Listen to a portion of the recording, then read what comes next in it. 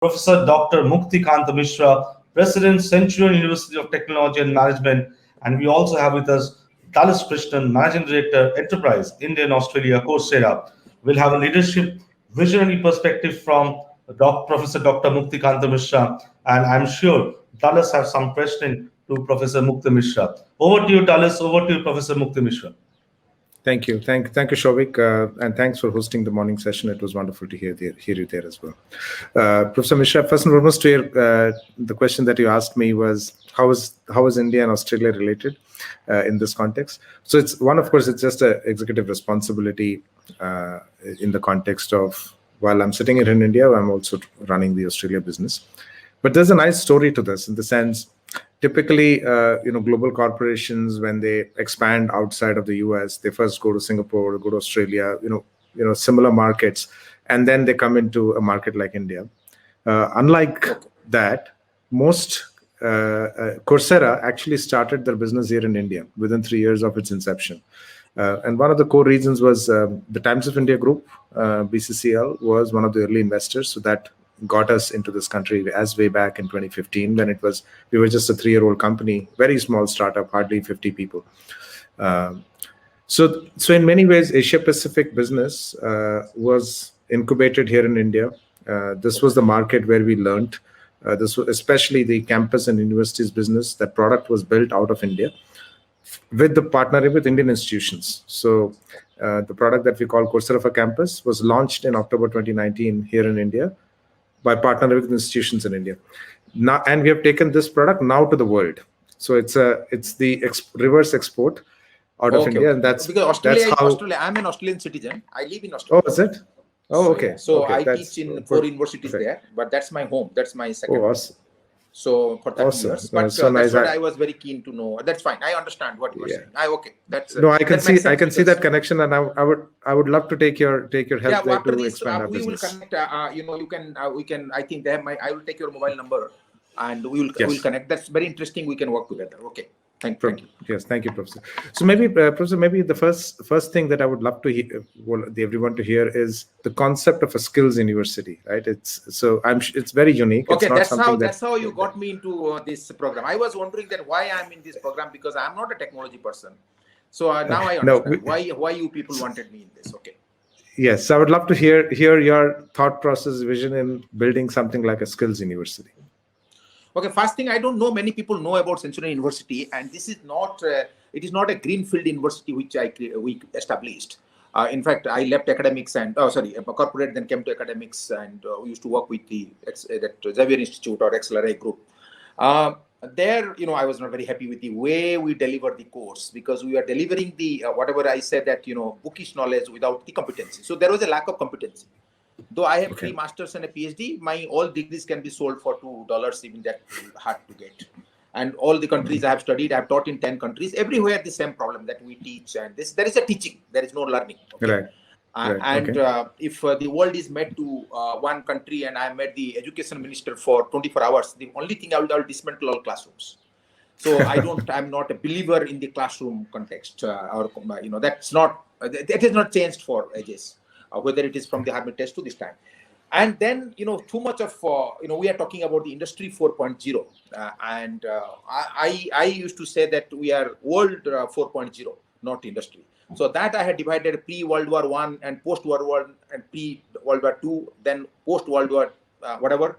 And then I used to say that, that digital evolution, that's what, that was one thing which I used to take, not anymore. So that has gone now is the COVID. So that has come now world 4.0.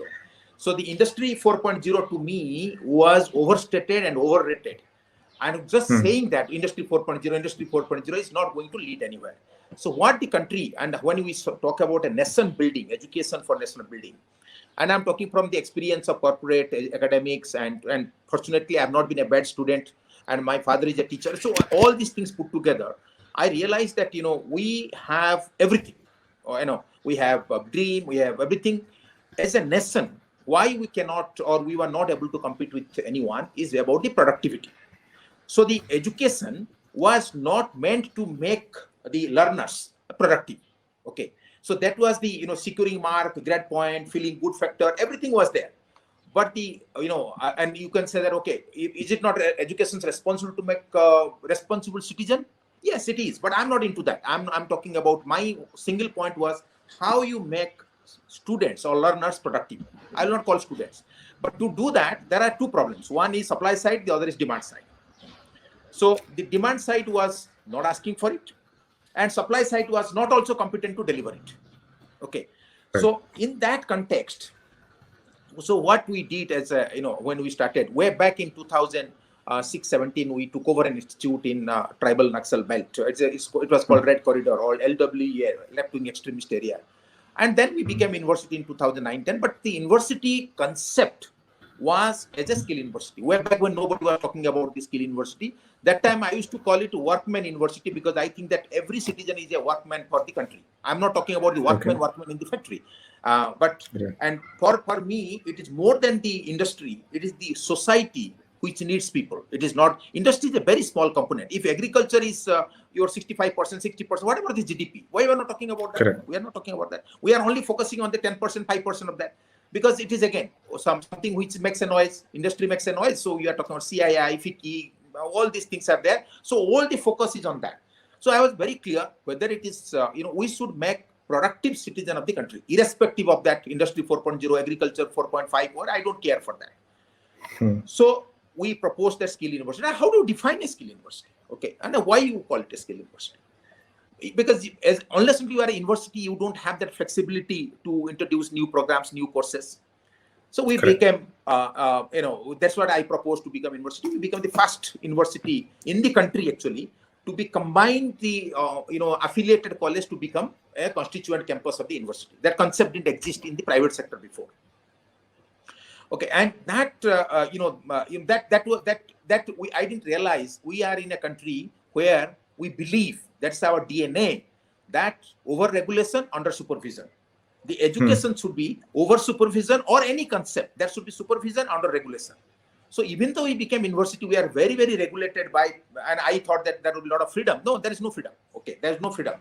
So, and the problem is that suppose between you and I am wearing a glass which is according to my need. You are wearing a glass. We are not one size fits all. But the education, which is the foundation of the society, is all one size fits all. One size. Everything is one size. Whether it is a Coursera, Centurion, Harvard, that one classroom, everybody has to be taught in the same way. So that customization of education never happened. Even health is customized. Politics is customized. Everything in the world is customized. Food, everything, but other than the education. So that, and then you don't learn that way. You don't learn that way. So skill was basically customizing the education we introduced. The thought was the customizing education. So you can say that then how does somebody get a degree? What I said that we try to segregate degree from the learning.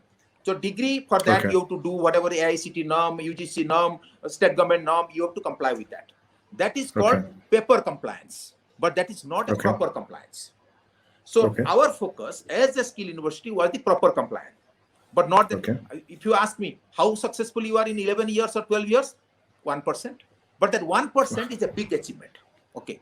So if you say that, so we, from day one, we went into the production. So what we did, teaching, training, projects, production, productivity. We combined this. And and then we also, that blended learning, which you are talking about technology, but our blended learning was traditional, applied, and action learning. Okay. So as a university, during 10 years time, we have evolved, starting from bread to muffins, to components for ISRO, components for HAL. We produce e-rickshaws. We produce 3,000 transformers for as part of the electrical engineering. We produce pavers to 20,000 a month. We produce our own chalks. We produce our own pens and pencil. So we and that's a very Centurion model is very difficult to explain. Somebody has to experience it. And we have school dropouts, and university definition also we changed. We said that no, it cannot say that on graduation, post graduation, undergraduation. No, anybody who wants to take learning as a medium to develop competency to earn living and livelihood with decency and dignity. Your livelihood level will be different than X or G. So it is according to that. That's why I said the competency, using competency and learning capability, earning livelihood, decency and dignity, which is commensurating with the competency. So that clarity we had. About the clarity, conviction, commitment, confidence, we had no problem. But capital was an issue. Okay, capital was an issue. Okay. In our university buildings, suppose we have 25 lakh square feet of buildings. Building cost is suppose 200 crores. I'm just giving a hypothetical figure. Sure. But equipment and a machine will be 250 crores. So our focus moved from, and real life machines, like 2010, I bought how many? I bought around 10 CNC machines, spending 7 crores or 8 crores. So those are on, IITs having, NITs having different story. For a private institute to have, 10 or 13 CNC machines, we are not hard of. And unless we have the machine, we cannot become an accredited supplying vendor for HAL. So we went to the accreditation process. For every unit, we have, accreditation process or that BIS or whatever that. And we produced 10 lakhs of apparels. Like this shirt is also made in my lab, in our workshop. So we try to introduce, which we have not succeeded fully, students who stay in the hostel, they make their own uniform, make their t-shirt, make their plates, make their bed. For the classroom now, from next session onwards, they will also make their own chalks, whatever chalks they need. And we are trying to, because the ecological cost is very important for us. We have done away with this plastic, that's marker pens. But still you need that. And, but still we have not completely done away with. But we are trying to do that. So we have now gone for colorful chalks, and we have chemistry department is doing, and chemical engineering is doing a research how to make it zero emission or whatever that dust. So this is, the teaching, training projects, products and productivity we combined, and for that to deliver traditional, applied and action learning. So this is the, the core which you are asking me skill. That was the thought process. And for agriculture, like our agriculture students have to stay with the farmers. And we have produced this year 500 tons of low GI index rice, which we are also selling through Amazon.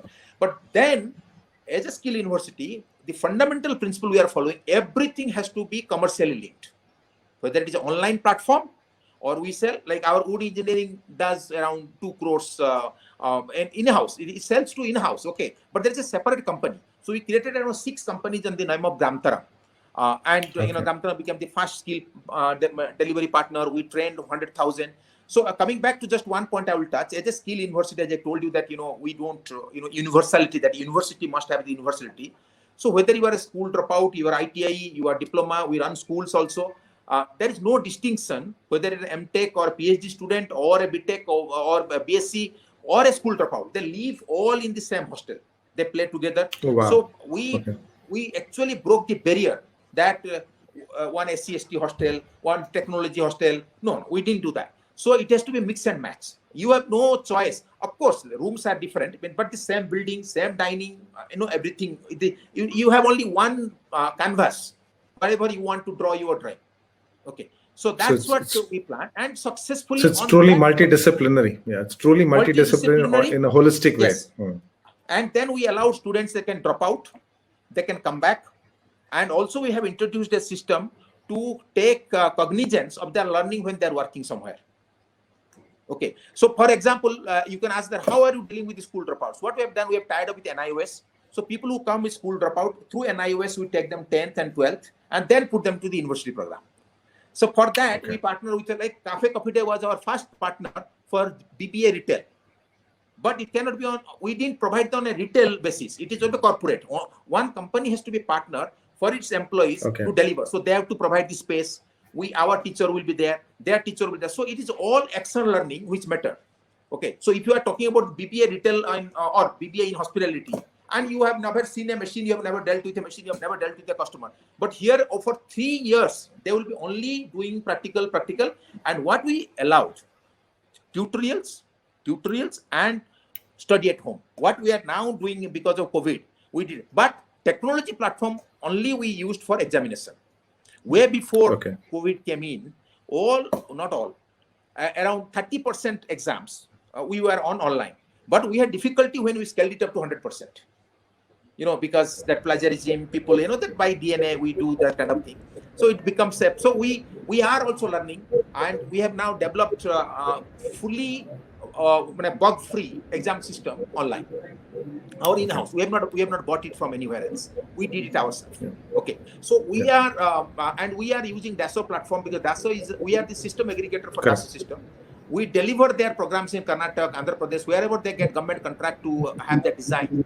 And design is part of our entire delivery. Like for e-rickshaws, we produce around 40 or 50 a month. Okay, we sell it commercially. We have the ICAT approval. So if you ask me again that how many students have now adopted this to become, but the entire units are managed by our students. Okay, awesome. So it is not any outsider. So what we have done, there are some students who could not complete their BTech. They're still working with. They are much better than dealing with the people who have the degree. So that's something. The degree as a concept is redundant, but industry is not ready for that.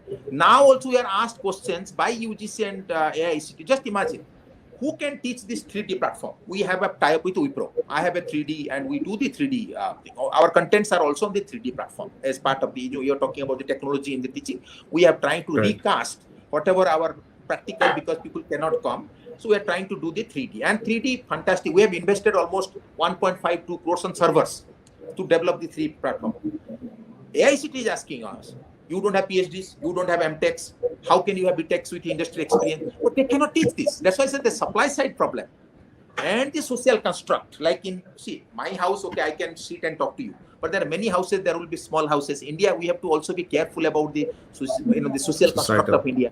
Okay, and then suddenly we realized many of our students do not have access like a digital, hardware which can sustain this kind of thing. So through an NGO, we trying to support some people to get an iPad of 5,000, 6,000. So we are trying to do that. We are talking to various people. So those kind of things we are trying to do.